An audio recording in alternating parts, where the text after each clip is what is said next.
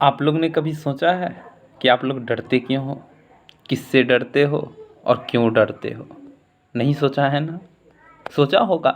भले ही उसका आंसर ना मिला हो, लेकिन हम सोचते तो हम लोग बहुत है, सब कुछ के बारे में सोचते हैं। हम लोग से तेज कोई नहीं है, हम बड़ा तेज आदमी है। हम जानते हैं तुम्हारे मन में क्या चल रहा, भले ही अपने बारे में नहीं पता।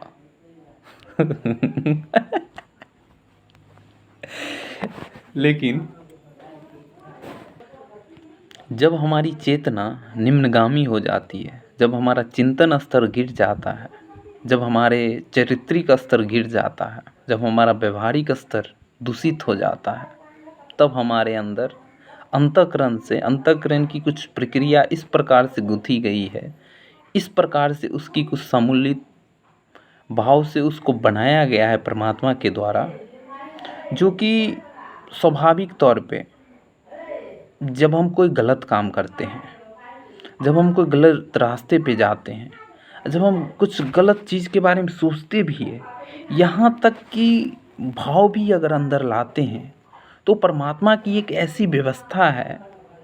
कि वो अंदर से एक इंडिकेशन करते रहता है। जैसे अगर कोई आपके चाहे मेरे ही माता पिता हैं, तो जैसे अगर कोई काम कर रहे हैं, साथ में कर रहे हैं कुछ काम, अगर उसमें से कोई चीज़ गलत हो जाता है तो वो बताते हैं, नहीं बेटा ऐसे नहीं, तुमको ऐसे करना चाहिए।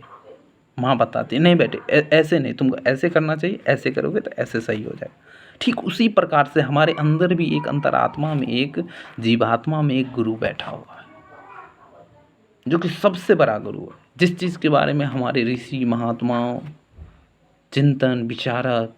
जितने भी हमारे आध्यात्मिक गुरु हैं, उन उन सारे ने इनका इतना व्याख्यान किया है, जिसका व्याख्यान करना ही अपने आप में एक व्याख्यान हो जाएगा। तो उन चीज़ों के बारे में जिन्हें उन लोगों ने नाम दिया आत्मा, जिन्हें आदि गुरु शंकराचार्य ने कहा अहम ब्रह्मास्मि, मैं ही ब्रह्म हूँ, वो उन आत्मा के ही बारे में बताया जा रहा है। क्योंकि आत्मा के कुछ ऐसे गुण विशेषताएं होती है, उसके बारे में भी बाद में चर्चा करेंगे, लेकिन जो अभी मूल टॉपिक है उस चीज़ पे हम बात कर लेते हैं। अभी मूल टॉपिक क्या है? मूल टॉपिक है कि हमारे अंदर डर क्यों उत्पन्न होता है, किस चीज़ के प्रति हमको भय होता है।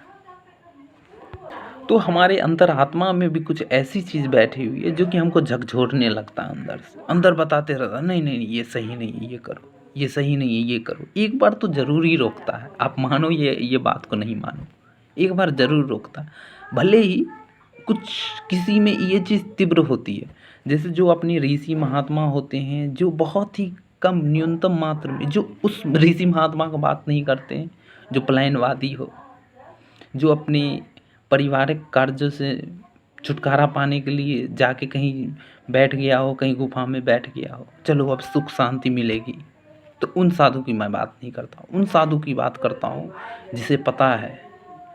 कि मैं दुनिया की सारी युद्ध है वो जीत जाऊंगा, लेकिन दुनिया की सारी युद्ध जीत कर भी मैं खुद से हार जाऊंगा, खुद की अंतरात्मा से हार जाऊंगा, खुद को मैं मुंह नहीं दिखा पाऊंगा। मैं उस साधु की बात करता हूँ जो अपनी दूसरे की रक्षा करने के लिए अपना जीवन, अपना कण कण, अपना रग रग, अपने सांस तक, अपने अंतरात्मा तक, अपने शरीर तक, सब कुछ को वो दांव पे लगा देता, अपना परिवार तक, सब कुछ को वो दांव पे लगा कर चलता है। उसके मन में सिर्फ एक ही संकल्प होता है कि संपूर्ण सृष्टि का, संपूर्ण विश्व का, संपूर्ण राष्ट्र का, समाज का, परिवार का और खुद का भी कल्याण हो। खुद को